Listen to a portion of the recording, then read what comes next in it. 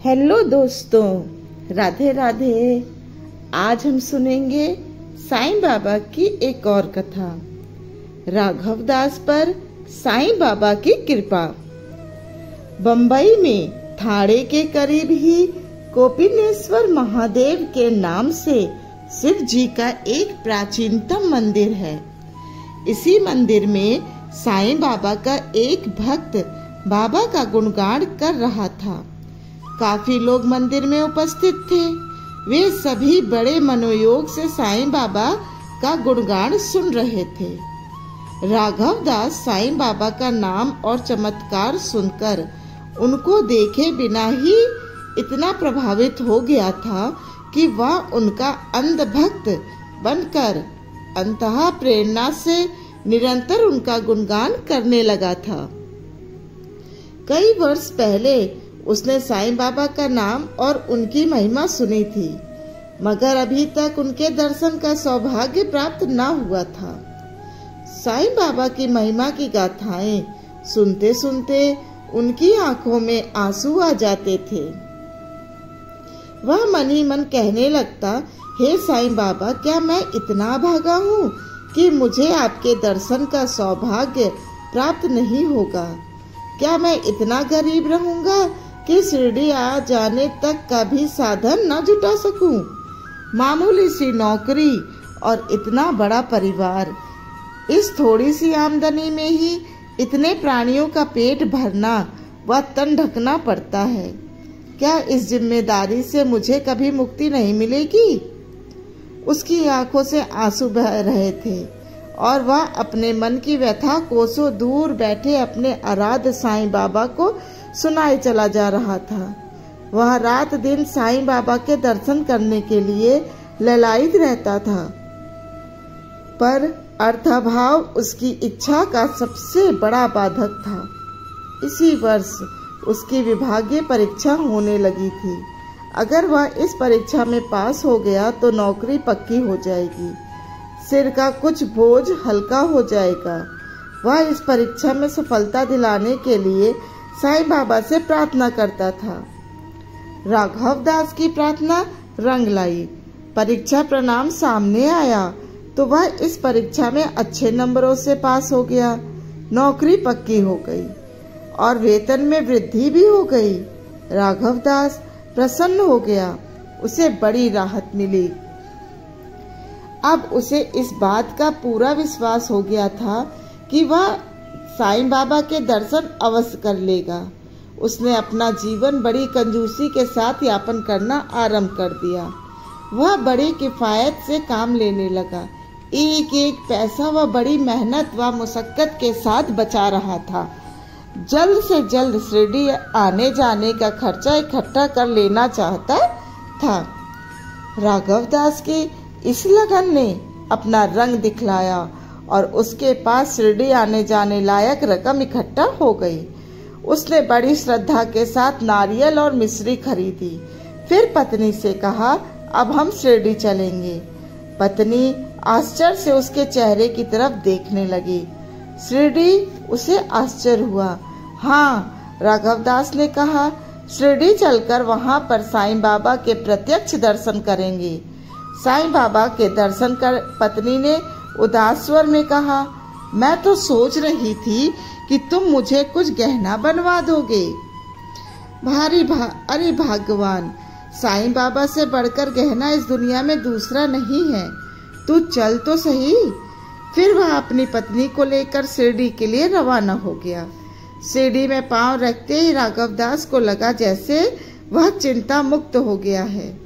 उसे लग रहा था जैसे संसार का समस्त वैभव, समस्त संपदा उसके पैरों पर आ गिरी है। वह अपने को बड़ा भाग्यवान मान रहा था। वह शिरडी में रात को पहुंचा था। सारी रात उसने सुबह होने का इंतजार में काट दी। वह सारी रात साईं बाबा की महिमा का ही गुणगान करता रहा। साईं बाबा के प्रति उसकी श्रद्धा भक्ति देखकर श्रोतागण चकित थे। धीरे धीरे सुबह का उजाला फैलने लगा। पति पत्नी जल्दी से तैयार हो गए और नारियल और मिश्री लेकर साईं बाबा के दर्शन के लिए चल पड़े। साईं बाबा ने अपनी इस सहज स्वाभाविक वत्सल भरी मुस्कान के साथ राघवदास और उसकी पत्नी का स्वागत किया और बोले, आओ राघव, तुम्हें देखने के लिए मेरा मन बहुत बेचैन था। अच्छा हुआ कि तुम आ गए। राघवदास और उसकी पत्नी ने साईं बाबा के चरण छुए और बड़ी श्रद्धा के साथ नारियल तथा मिश्री भेंट की। राघवदास और उसकी पत्नी हैरान थे कि बाबा को उनका नाम कैसे मालूम हो गया है। वो तो शिरडी में पहली बार आए थे और जीवन में पहली बार बाबा के दर्शन कर पाने का सौभाग्य उन्हें प्राप्त हुआ था। बैठो राघवदास, बैठो। साईं बाबा ने उनके सिर पर हाथ फेरकर आशीर्वाद देते हुए कहा, तुम लोग इतने परेशान क्यों हो? आज तुमने मुझे पहली बार देखा है, लेकिन फिर भी तुम मुझे पहचानते थे। ठीक इसी तरह मैं भी तुमसे न जाने कब से परिचित हूँ। राघवदास और उसकी पत्नी राधा की खुशी का ठिकाना नहीं था। वे प्रसन्नता के कारण बहुत गदगद हो गए। बाबा के शिष्य उनके पास ही बैठे थे। बाबा ने उनकी ओर देखकर कहा, आज तो हमारा मन चाय पीने का कर रहा है। राघवदास भाव विभोर होकर बाबा के चरणों से लिपट गया और रुंधे स्वर में बोला, बाबा आप तो अंतर्यामी हैं। आज आपके दर्शन करके मुझे सब कुछ मिल गया। मेरे मन में अब किसी भी वस्तु को पाने की कामना नहीं रही। ओ राघवदास, इस संसार में तुम जैसे लोग उंगलियों पर गिने जा सकते हैं। मेरे मन में ऐसे लोगों के लिए हमेशा जगह रहती है। अब तुम जब भी शिरडी आना चाहो आ जाना। तभी शिष्य चाय लेकर आ गया। साईं बाबा ने राघवदास और उसकी पत्नी राधा को अपने हाथों से चाय पिलाई। फिर राघवदास का लाया हुआ नारियल और मिश्री साईं बाबा ने वहां बैठे भक्तों को बांट दी। राघवदास और राधा को प्रसाद देने के बाद बाबा ने अपनी जेब से 2 रुपए निकाले। तब उन्होंने 1 रुपया राघवदास को और 1 रुपया राधा को दे दिया। फिर वे हंसते हुए बोले, इन रुपयों को तुम अपने पूजा घर में अलग अलग रख देना। इनको खोना मत। मैंने पहले भी तुम्हें 2 रुपए दे दिए थे, लेकिन तुमने खो दिए। अगर वे रुपए ना खोए होते तो तुम्हें कोई कष्ट ना होता।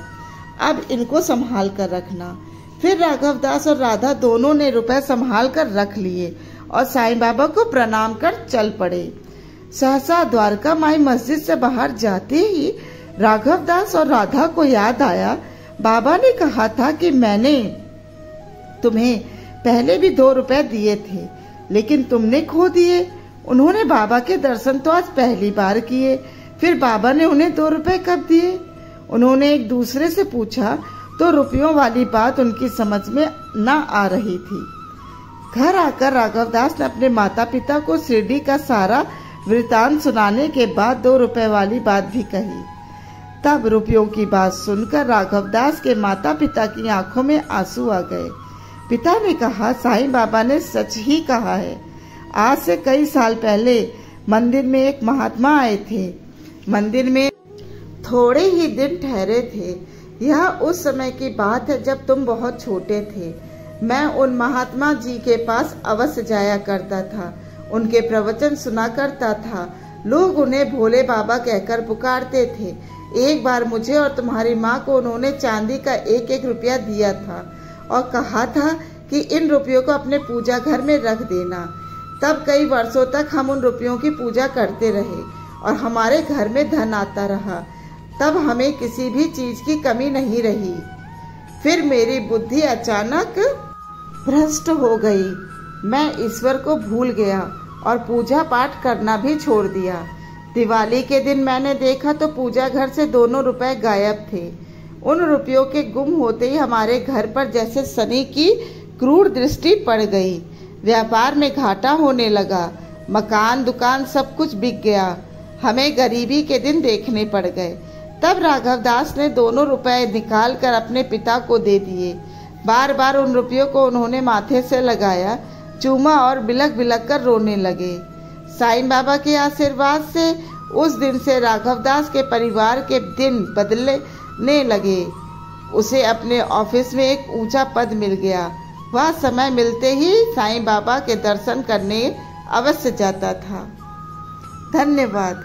अगर आपको मेरी कहानियाँ अच्छी लगती हैं तो मेरे चैनल को लाइक करिए, शेयर करिए, कमेंट करिए और सब्सक्राइब करिए।